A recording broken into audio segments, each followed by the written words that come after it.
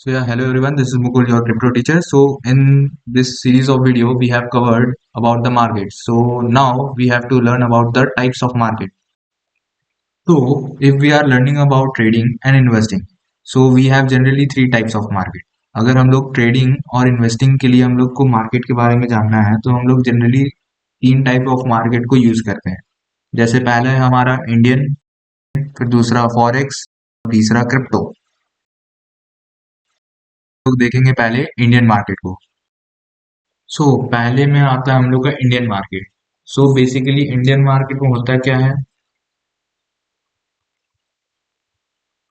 Indian market में basically होता है हमारा शेयर्स।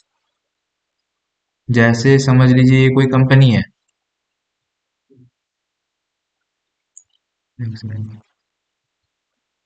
समझ लीजिए ये कोई कंपनी है।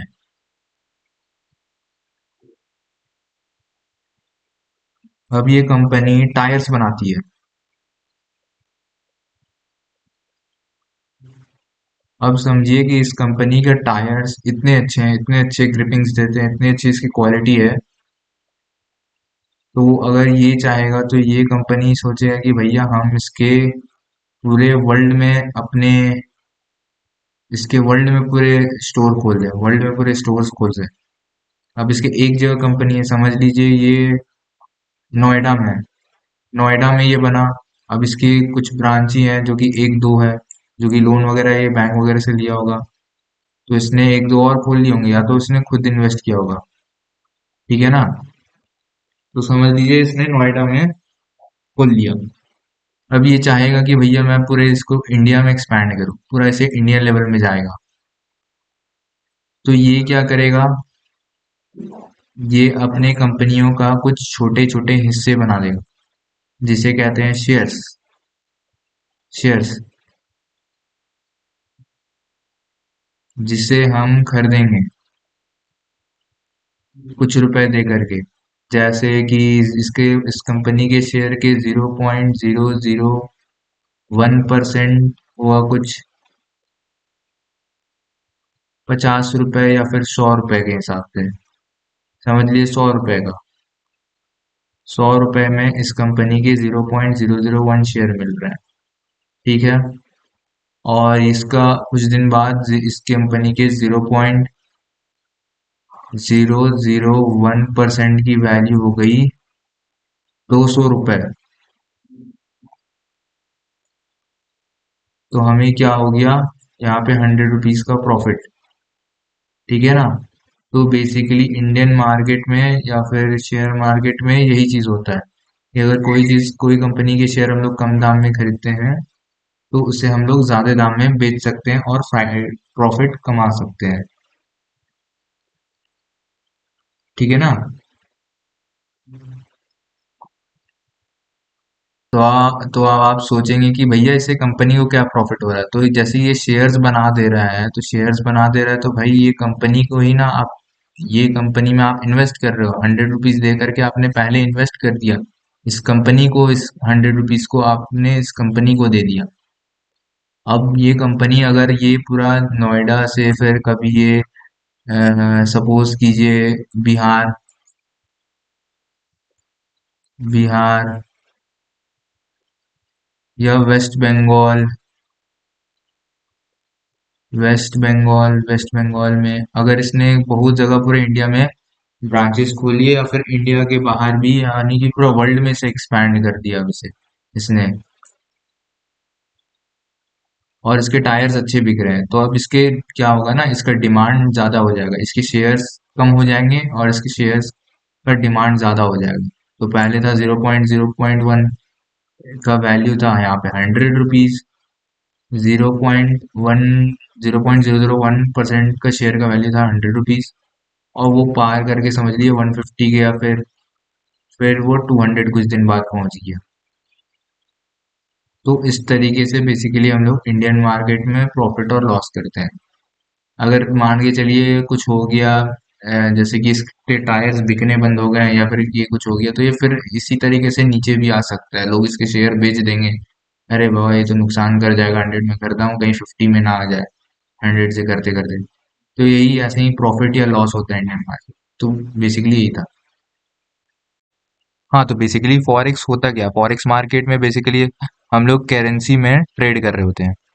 करेंसी को या तो हम लोग इन्वेस्ट कर रहे होते हैं करेंसी पे इन्वेस्टमेंट,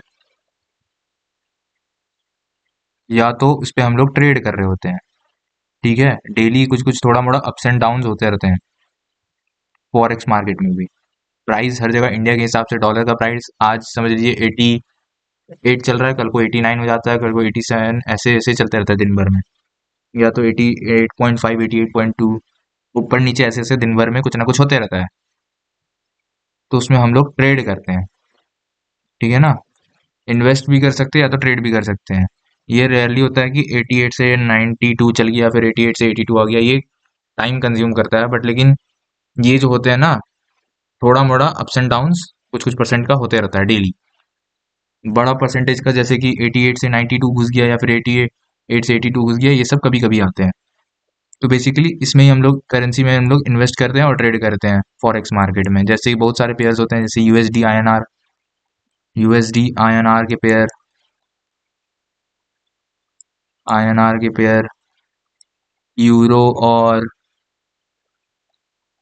यूएसडी का पेयर, बहुत सारे ऐसे पेयर्स होते हैं। जैसे यूएसडी के हिसाब से, आईएनआर के हिसाब से यूएसडी का क्या वैल्यू, डॉलर का क्या वैल्यू चल रहा है, जैसे यूरो के हिसाब से यूएस डॉलर का क्या वैल्यू चल रहा है, उसके हिसाब से हम लोग इसमें इन्वेस्ट करते हैं, ट्रेड करते हैं। बेसिकली हमें तो इस पे इतना फॉरेक्स मार्केट में इतना ध्यान नहीं देना है, बेसिकली इसमें बहुत सारे लॉट्स वगैरह सब होते हैं। फॉरेक्स मार्केट और इंडियन मार्केट में हमारा मेन टारगेट है कि हमें क्रिप्टो मार्केट समझना है। तो यही था, जैसे बेसिकली जैसे कि हम लोग इंडियन मार्केट में शेयर्स को करते हैं, शेयर्स को ये करते हैं, टायर्स के शेयर्स वगैरह बनाते हैं। फॉरेक्स में हमें करेंसी के करते हैं ट्रेड, और क्रिप्टो में हम लोग करते हैं बेसिकली क्रिप्टो। अब हम लोग क्रिप्टो में करते हैं डिजिटल करेंसी के ऊपर वर्क। डिजिटल करेंसी, डिजिटल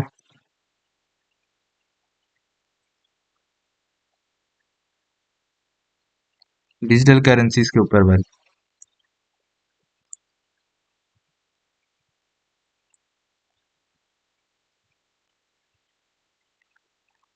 तो इनमें डिफरेंस ये रहता है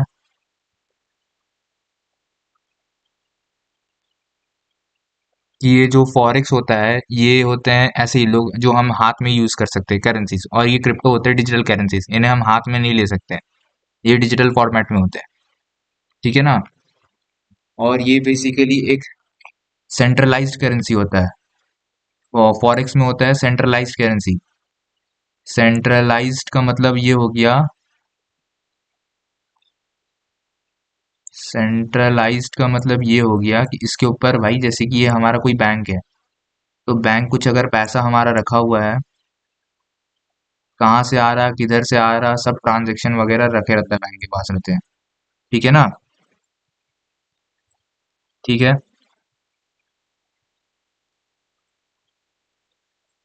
हाँ, तो इसके ऊपर फिर आरबीआई नजर रखे रहता है हर बैंक के ऊपर, और इसके ऊपर वर्ल्ड बैंक वगैरह जो ऊपर के और बैंक है वो नजर रखे रहते हैं। ठीक है, तो वही ये सब एक चैन में रहता है, ये सेंट्रलाइज्ड है क्योंकि हमारा पैसा हर वक्त कब कहाँ से कौन भेज रहा है, ये सब निगरानी में रहता है सेंट्रलाइज्ड में। और ये जो क्रिप्टोज होते हैं, ये बेसिकली डिसेंट्रलाइज्ड करेंसीज में आते हैं। डिसेंट्रलाइज्ड,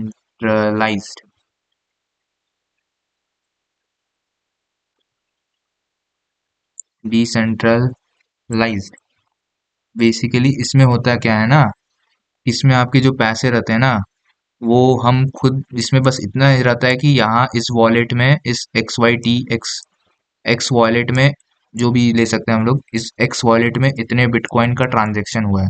1500, जैसे कि एक क्रिप्टो करेंसी ले रहा हूँ मैं, एक बिटकॉइन, 1500 बिटकॉइन का ट्रांजेक्शन हुआ है। बट ये कौन है, किधर है, कैसा है, ये हमें नहीं पता रहता है। बस ये वॉलेट में इतने ट्रांजेक्शन हुआ है, इस वॉलेट से और इस वॉलेट से। वाई समझ लीजिए ये वाई वॉलेट, समझ लीजिए ये वाई वॉलेट से किसी के एक्स वॉलेट में 1500 बिटकॉइंस का ट्रांजेक्शन हुआ है। यही चीज होता है बस खाली क्रिप्टोज में, ये डिसेंट्रलाइज्ड करेंसी है। और इसमें अगर कोई वाई बंदा एक्स बंदे को भेजेगा तो वाई के वॉलेट से कटेगा और एक्स के वॉलेट में आ जाएगा, बट ये किसी को नहीं पता रहता है किसका वॉलेट होता है, कैसा वॉलेट होता है, ये इसे ट्रेस करना थोड़ा मुश्किल होता है।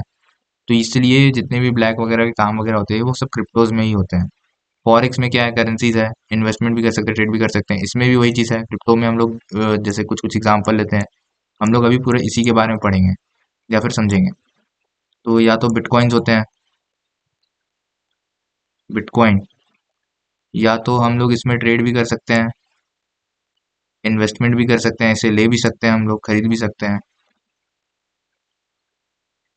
ठीक है ना, या तो इसमें इन्वेस्ट भी कर सकते हैं या तो इसमें खरीद ट्रेड भी कर सकते हैं। इन्वेस्टमेंट मतलब वही खरीदना, और ट्रेड मतलब कि इसके कंपाउंडिंग कर देना। ट्रेड कर सकते हैं, ठीक है ना। बट इसमें क्या रहता है ना कि ये सेंट्रलाइज्ड वे में रहता है, इसमें हमारे पैसे किधर से कौन भेज रहा है सब सब बैंक के पास रहता है, फिर आरबीआई का रहता है, तो सब सबके पास कोई ना कोई आपके पैसे पे नजर रख रहा होता है। ठीक है ना।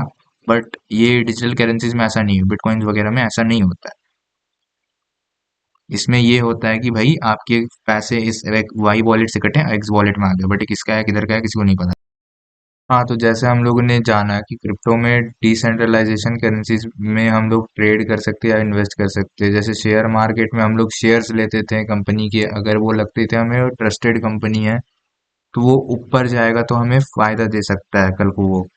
तो उसी तरीके का ठीक अगर हम लोग क्रिप्टो में करते हैं या फिर फॉरेक्स में करते हैं, तो फॉरेक्स में भी या फिर कोई करेंसीज लगते हैं, जैसे कि हमें डॉलर लग रहा है कि डॉलर का प्राइस ऊपर जा सकता है क्योंकि उससे बहुत सारे ट्रेड होते हैं, बहुत सारे जगह इन्वेस्टमेंट होते हैं, जैसे रशिया वगैरह, ऐसे न्यूज़ वगैरह में जैसे आया रशिया ने बहुत सारे डॉलर को इन्वेस्ट किए या फिर उसने बहुत सारे डॉलर को अब इन्वेस्ट नहीं करना था, तो उसके मार्केट के ऊपर वो डिपेंड कर न्यूज़ के ऊपर डिपेंड करता है कि अगर रशिया ने बहुत सारे डॉलर को कल को इन्वेस्ट किया तो डॉलर का प्राइस फिर ऊपर जाएगा, या फिर यूरोप में ट्रेड को उसने इन्वेस्ट करना चालू कर दिया तो यूरो को ऊपर जाएगा। वैसे ही तरीके से होता है क्रिप्टो।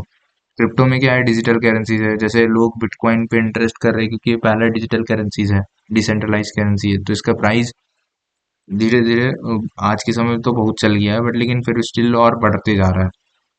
और जैसे बिटकॉइन नहीं है, ऐसे सोलाना, इथेरियम, आजकल लोग इसे ही अपना रहे हैं, तो इसलिए इसका वॉल्यूम बहुत ज़्यादा होता है, तो इसलिए हम अभी जो भी करेंगे क्रिप्टोज में ही करेंगे, ट्रेडिंग वगैरह और वो इन्वेस्टिंग।